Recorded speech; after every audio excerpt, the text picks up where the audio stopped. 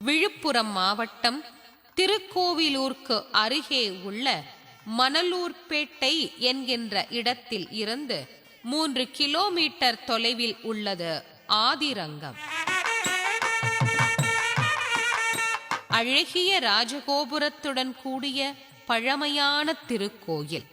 இதனை மச்சாவதார தலம் என்று சொல்லுவார்கள்.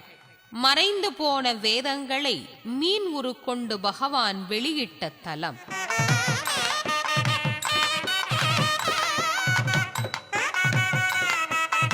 பிரபஞ்சத்தின் லீலா வினோதன் இங்கே கோயில் கொண்டிருக்கிறார் என்று கம்பீரமாக நிமிர்ந்து நிற்கிறது கோபுரங்கள்.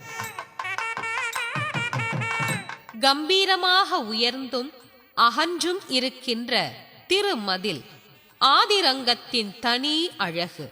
அந்த கால கட்டுமானத்தின் உறுதி, கற்களின் வலிமை, தொழிலில் இருந்த அக்கறை, இவை அனைத்துக்கும் தேர்ந்த உதாரணமாக விளங்குகிறது இந்த மதில் சுவர்கள்.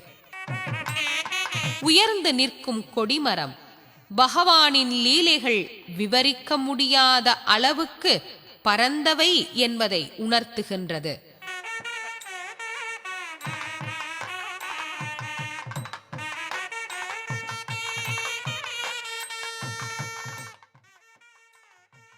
பெரும் தூண்கள் தாங்கிய நீண்ட மண்டபங்கள், அந்த தூண்களில் பல பல சிற்பங்கள்.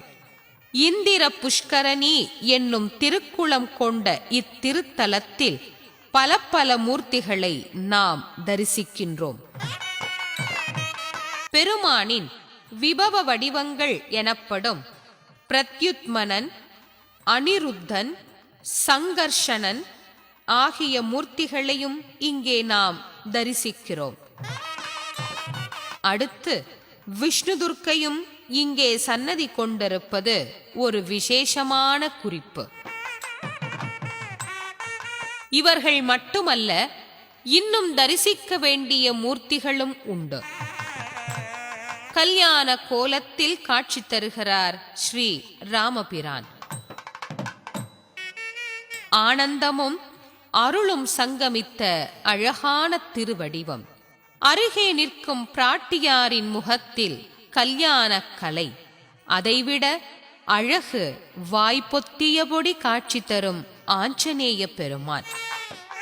என்ன ஒரு அடக்கமான வடிவம்! இவரை தவிர இன்னும் 2 ஆஞ்சநேய மூர்த்திகளையும் இங்கே நாம் தரிசிக்கிறோம். இதோ இவர் வசந்த மண்டபத்தில் காட்சி தரும் வீர ஆஞ்சநேயர். ஒரு கையை உயர்த்தி ஒரு காலை முன்வைத்து நிற்கும் இந்த கோலமே கவர்கிறது. இதோ அஞ்சலிஹஸ்தராக, அதாவது கூப்பிய கரங்களுடன் காட்சி தருகிறார் மற்றொரு ஆஞ்சநேயர்.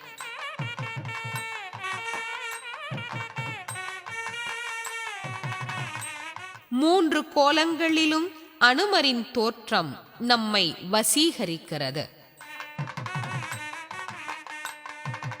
அடுத்து ஸ்ரீ கிருஷ்ணனை தரிசிக்கப் போகின்றோம். உருவமற்ற பரம்பொருளை தியானித்தவர்களை கூட ஈர்த்த வடிவம் ஸ்ரீ கிருஷ்ண வடிவம். லீலா வினோதனான பெருமான் உரியடி கண்ணனாக இங்கே காட்சி தருகிறார். கோகுலத்தில் உரியில் இருந்த வெண்ணையை திருடி உண்டார் இந்த கோபாலன். இங்கே நம் உள்ளத்தை திருடி நமக்கு ஞானத்தை தருவதற்காக இருக்கிறார். ஒரு கரத்தில் வெண்ணையும் மறுகரத்தில் உரியையும் கொண்டவராக சந்தான கோபாலன் என்கின்ற பெயரில் தனி சன்னதி கொண்டு, அதைத் தொடர்ந்து தலமரமான புன்னை மரம் நம் கண்களுக்கு தெரிகிறது. மரத்தில் ஏராளமான முடிச்சுகள், பக்தர்களின் பிரார்த்தனைகளை அது மிக அழகாக வெளிக்காட்டுகிறது. தங்கள் இல்லத்தில் தொட்டில் சீக்கிரம் கட்ட வேண்டும் என்று வேண்டிக் கொண்டு இந்த மரத்தில் தொட்டில் கட்டி அதை ஆட்டி இறைவனிடத்திலே பிரார்த்தித்துக் கொள்கின்றனர். இப்போது நாம் தரிசிப்பது அரங்கனின் பாதம். இறைவனின் திருவடி தரிசனம் மிகவும் விசேஷமானது. இந்த திருவடிதானே அரசாண்டது, இந்த திருவடிதானே தூது நடந்தது, இந்த திருவடிதானே உலகளந்தது, இந்த திருவடிக்கு எத்தனை பெருமை! எல்லோரும் அடியார் என்றுதான் சொல்லுகிறார்கள். அடிக்கு முக்கியத்துவம் மிகவும் சிறப்பு பெற்றது. தாயார் இங்கே ரங்கநாயகி என்கின்ற பெயருடன் விளங்குகிறார். 4 திருக்கரங்கள். மேலிரு கரங்களில் மலர் தாங்கியவராக, கீழிரு கரங்களை அபயவரத முத்திரை துளங்க அமர்ந்த கோலத்தில் நமக்கு அருள் பாலிக்கின்றார்.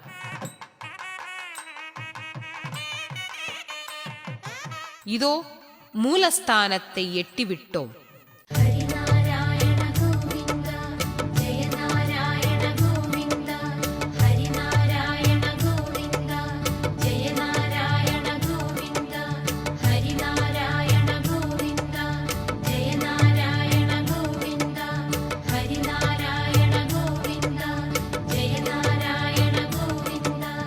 உள்ளே சயனித்த திருக்கோலத்தில் காட்சி தருகிறார் எம்பெருமான்.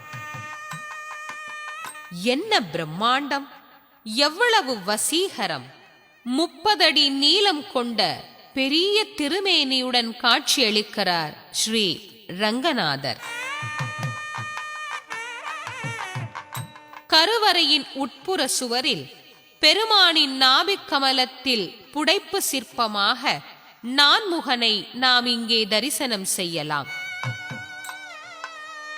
பாம்பனையில் பள்ளி கொண்ட அற்புதமான திருக்கோலம். திருவடிகளில் பிராட்டியார்களினுடைய எழில் கோலம் நம் கண்களுக்கு மிக அழகாக காட்சி தருகிறது. மறைந்து போன வேதங்களை மீட்டு வந்த பகவான் அவற்றை பிரம்மாவுக்கு உபதேசித்த தலம் இது என்று கூறுகிறது இந்த தல புராணம். இங்கே பெருமானுக்கு திருமஞ்சனம் கிடையாது, எண்ணெய் காப்பு மட்டும்தான். இப்படி ஒரு திருமேனியை காணும்போது பார்க்கடலில் பகவான் இப்படித்தான் பள்ளி கொண்டிருப்பாரோ என்கின்ற எண்ணம் நமக்கு தோன்றுகிறது.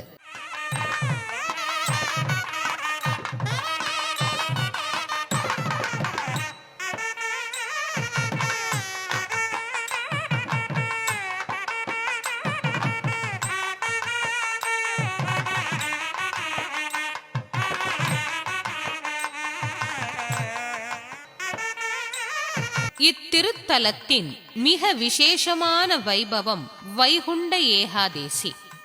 ஒரு மாதத்துக்கு 2 முறை ஏகாதேசி திதி வரும். வளர்பிறையில் 1, தேய்பிறையில் 1 ஆக 2 ஏகாதசிகள். ஆக வருடத்திற்கு 24 ஏகாதசி.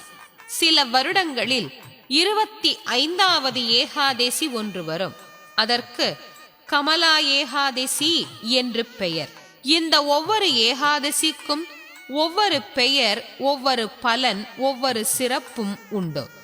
இவற்றில் கார்த்திகை மாதத்தில் வரும் ஏகாதசிக்கு கைசிக ஏகாதசி என்று பெயர். இது மிகவும் விசேஷமானது. இன்னொரு ஏகாதசிதான் வைகுண்ட ஏகாதசி. அன்றுதான் பெருமாள் ஆலயங்களில் உள்ள பரமபதவாசல் திறக்கும். அதன் வழியே பெருமாள் பக்தர்கள் புடைசூழ வந்து காட்சி தருவார். என்ன காரணம்? தன்னுடைய அன்பர்கள் அனைவருமே முக்தியை அடைந்து எப்போதும் தன்னோடு இருக்க வேண்டும் என்கின்ற தாயுள்ளம்தானே.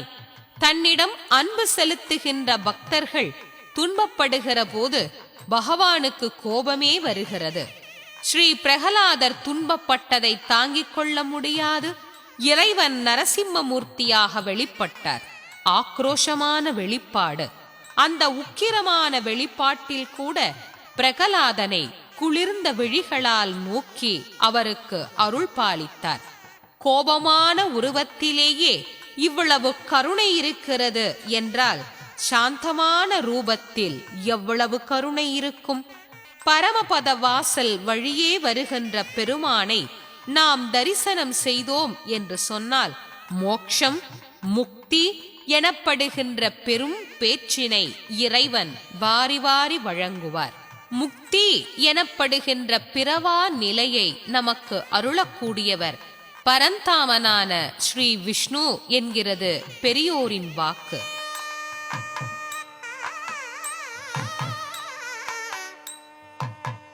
எல்லா பெருமாள் ஆலயங்களில் நடைபெறுவது போன்றே வைகுண்ட ஏகாதேசி திருவிழா இங்கும் மிக சிறப்பாக நடைபெறுகிறது. இந்த ஏகாதேசி விரதத்தை மேற்கொண்டால் நமக்கு என்ன பலன் கிடைக்கும்? பயமற்ற வாழ்க்கை, நிறைவான செல்வம், நிம்மதியான உள்ளம், இவற்றை ஒவ்வொருவருடைய மனமும் விரும்பிக் கொண்டேதான் இருக்கிறது. இந்த நிறைவை தருவதுதான் ஏகாதசி விரதம்.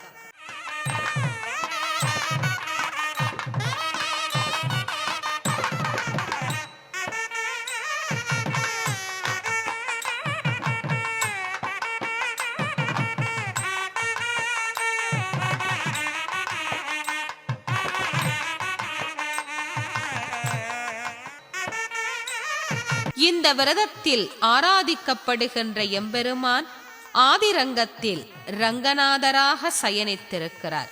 நம் வாழ்வில் எல்லா வளங்களையும் நலன்களையும் வாரி வாரி வழங்கக்கூடிய இந்த அற்புதமான பள்ளி கொண்ட பெருமானை தரிசித்து எல்லாவிதமான நலன்களை நாம் பெறலாம்.